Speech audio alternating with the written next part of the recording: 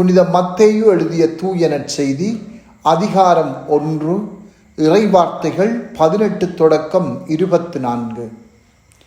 இயேசு கிறிஸ்துவின் பிறப்பையொட்டிய நிகழ்ச்சிகள்.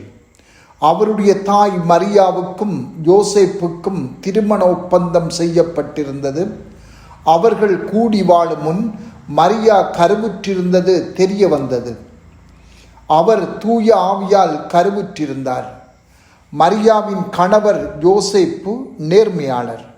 அவர் மரியாவை இகழ்ச்சிக்கு உள்ளாக்க விரும்பாமல் மறைவாக விலக்கிவிட திட்டமிட்டார். அவர் இவ்வாறு சிந்தித்து கொண்டிருக்கும் போது ஆண்டவரின் தூதர் அவருக்கு கனவில் தோன்றி, யோசேப்பே, தாவீதின் மகனே, மனைவி மரியாவை ஏற்றுக்கொள்ள அஞ்ச வேண்டாம். ஏனெனில் அவர் கருவுற்றிருப்பது தூய ஆவியால் தான். மரியா ஒரு மகனை பெற்றெடுப்பார். அவருக்கு இயேசு என பெயரிடுவீர். ஏனெனில் அவர் தம் மக்களை அவர்களுடைய பாவங்களில் இருந்து மீட்பார் என்றார்.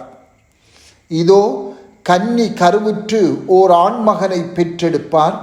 அக்குழந்தைக்கு இம்மானுவேல் என பெயரிடுவர் என்று இறைவாக்கினர் வாயிலாக ஆண்டவர் உரைத்தது நிறைவேறவே இவை யாவும் நிகழ்ந்தன.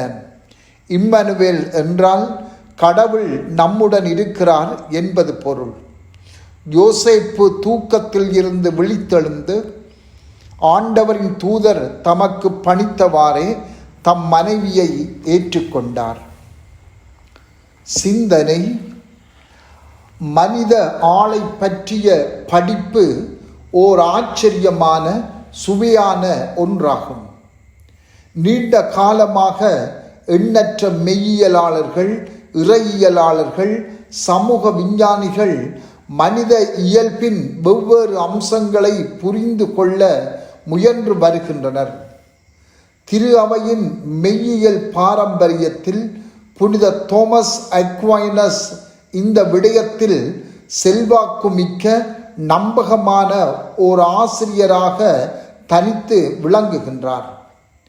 அவருடைய படிப்பினையின்படி ஒரு நபர் தூங்கும்போது அவருடைய வெளிப்புலன்கள் அனைத்தும் செயலற்று போகின்றன. ஆயினும் அவரது கற்பனை புலன்கள் அவரது தூக்கத்தின் ஆழத்தை பொறுத்து வெவ்வேறு மட்டங்களில் செயலாற்றுகின்றன. தூக்கத்தின் போது அறிவு முற்று முழுதாக செயலற்று போவதில்லை. அது குறைந்த திறனில் செயல்படுகிறது. இதனால் கனவுகள் அர்த்தமற்று போய்விடுகின்றன. அவற்றின் நம்பகத்தன்மையும் கேள்விக்கு உட்படுத்தப்படுகின்றது. இதைவிட இன்னொரு வகையான கனவும் உண்டு.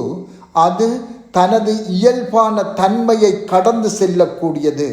அதுவே யோசேப்பின் கனவாகும். இது இறைவனின் வல்லமையால் தூண்டப்படுகின்றது. இதில் மனித அறிவு முழுமையான செயற்திறன் கொண்டிருக்கும். காரணம், இந்த வகையான கனவு இறை தலையீட்டின் நேரடி விளைவாக இருக்கும். யோசேப்பின் கனவில் அவருடைய பகுத்தறிவும் அறிவும் முழுமையான செயற்திறன் கொண்டிருந்தன.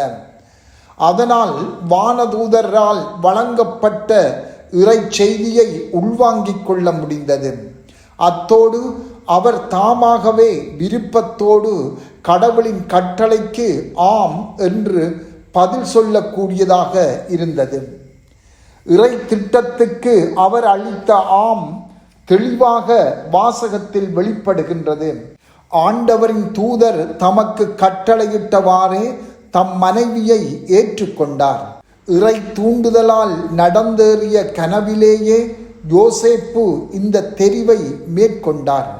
அவருடைய விருப்பம் முழுமையாக அவர் மேற்கொண்ட தீர்மானத்தில் இடம்பெற்றிருக்கின்றது.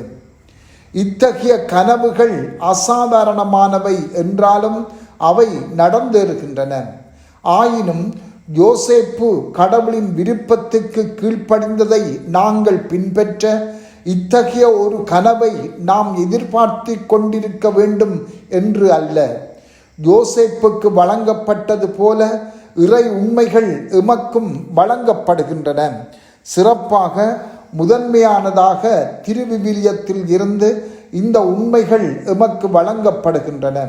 அத்தோடு திரு அவையின் படிப்பினைகளில் இருந்தும் புனிதர்களின் எழுத்துக்களில் இருந்தும் கடவுளின் செய்தி தெளிவாக வழங்கப்பட்டு கொண்டே வருகின்றது.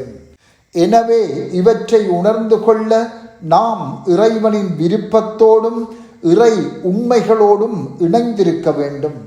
உண்மையை கேட்க வேண்டும். எமது சிந்தனைகள் கற்பனைகள் சிதறிப்போகக்கூடியவை. பகுத்தறிவற்ற சிந்தனைகள் எமது செயல்களை தீர்மானிக்க விட்டால் உலக கவலைகளிலும் பதட்டங்களிலும் பயத்திலும் குழப்பங்களிலும் நாம் மூழ்கி போவோம். எனவே பகுத்தறிவற்ற சிந்தனைகளை விலக்கிவிட்டு கடவுளின் விருப்பத்திற்கு ஏற்ப எமது மனம் செயலாற்ற அனுமதிக்க வேண்டும். செபம். ஆண்டவரே, நாங்கள் மேற்கொள்ளும் தீர்மானங்களும் செயல்களும் உமது திருவுளத்துக்கு ஏற்ப அமைத்து கொள்ள அருள் தாரும். ஆமென்.